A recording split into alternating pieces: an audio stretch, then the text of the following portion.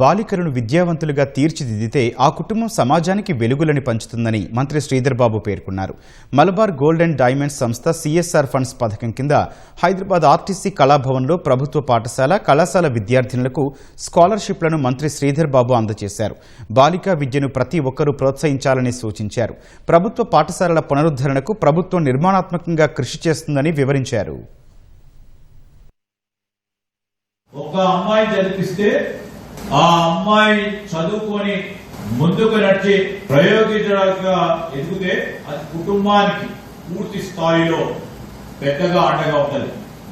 కుటుంబం బాగుంటే సమాజం బాగుంటుంది, రాష్ట్రం బాగుంటుంది, దేశం బాగుంటుంది. అందుకోసమే ఈరోజు గర్ల్ చైల్డ్ ఎడ్యుకేషన్ ఇది ఇంపార్టెంట్ అనే ఒక ప్రయత్నంలోనే ముందుకు నడుస్తా ఉన్న తరుణంలో మరి చాలా గొప్పగా కూడా వారు చెప్పడం జరిగింది.